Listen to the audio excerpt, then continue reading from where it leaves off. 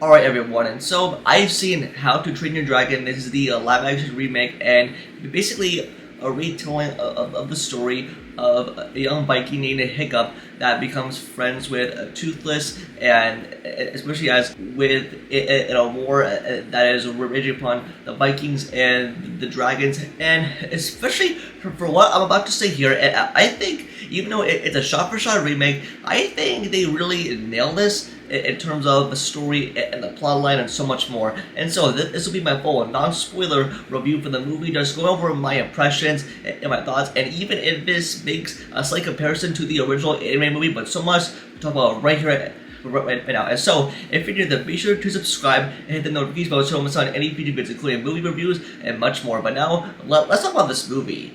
And now, where do I begin? Well, when it comes to How to Train Your Dragon, especially that animated movie from DreamWorks that is beloved by everyone, and even with that trilogy that is beautiful in terms of the storyline, to the characters that we can all relate to, it is all perfectly well done. And even for when it came around that time when they announced that they were doing a live-action remake of the same movie, people were definitely doubting it, because even for when it comes to live-action remakes, there are usually shot-for-shot remakes that add no depth and no soul, and basically a cash copy product by the studio as sort of like a business decision. Well, even for with this movie, and I can basically tell they did a very good job with this movie. And for a film like this, and I can basically tell, like, I don't know if it was a copy and paste of the animated movie, but even though they tried to add their own unique spin, their own taste for what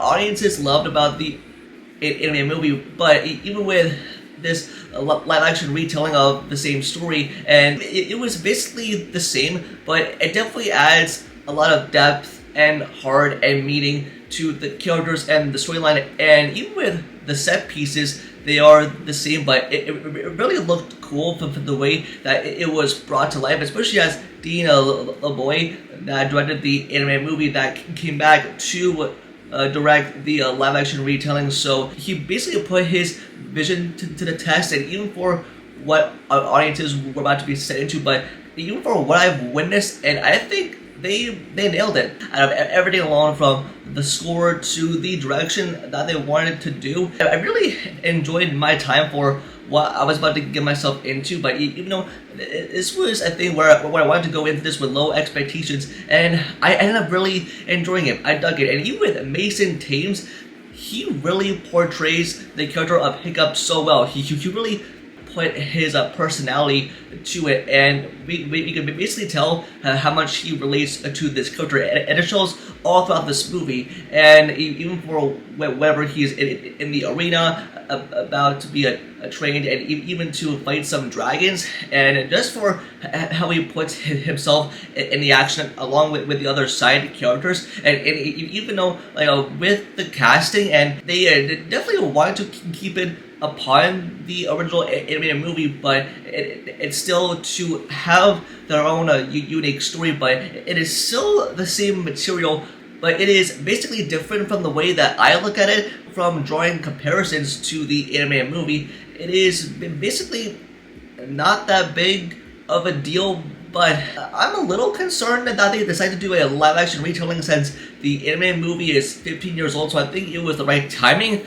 for this movie to be released. But I can basically tell with the actors, they definitely put their personality and their heart into the characters, and not like some like lame performance. And on top of, if you know anything about the animated movie, and this is like a war between the Vikings and the dragons, and how they all come into battle, and how that story was basically going to be told again in live action, and this is the same story being told, and they put like a lot of their own unique centered layer on the different storylines that were set throughout the entire movie. And just for what everyone had in mind for what type of locations that they wanted to do, and in order to make this retelling come to life in a sort of unique way, without tarnishing everything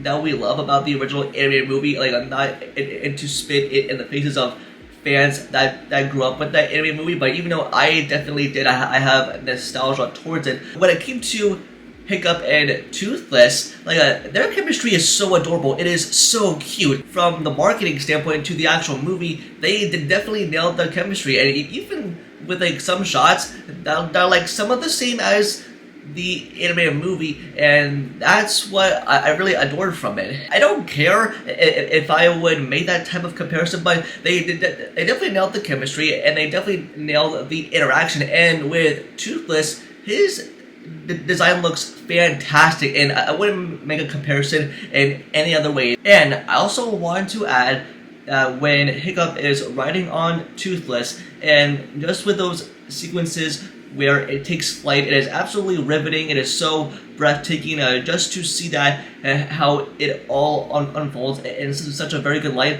and the use of the John Powell score and how it is used throughout the movie. It is a live action remake, but it's going to remind people of why they love the animated film so much, of just looking at it at a whole different light. And I can tell that they really wanted to make this movie accomplished for audiences, and that's what I can basically tell. They did a well done job. The locations for how it's all set up, I think it is good and executed in the right way, and certainly without it being forced. And that's what I could basically tell for what they were actually doing here.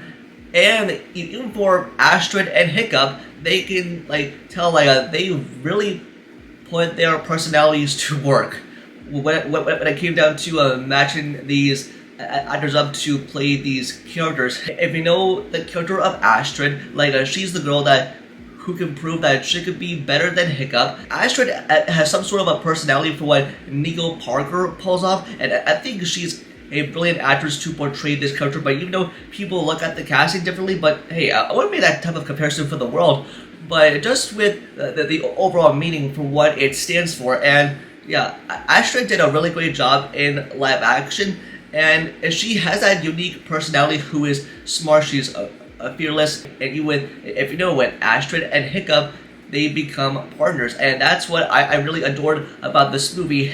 And even that they casted Gerald Butler, that played Hiccup's father in the animated movie, to come back to portray him again in the live action movie, and yeah, he did a great job at that. And even with all of the other side characters that are also from the animated movie, and they basically they want to put their own spin in live action. I can basically tell that everyone wanted to put this type of a different and unique personality, not only on the characters but the storyline and for the plot, for what they want to bring to the audience. This is the new generation's How to Train Your Dragon, and even though people grew up with the animated movie, but even with an animated movie like this, that it remains so iconic over time because people fell in love with it.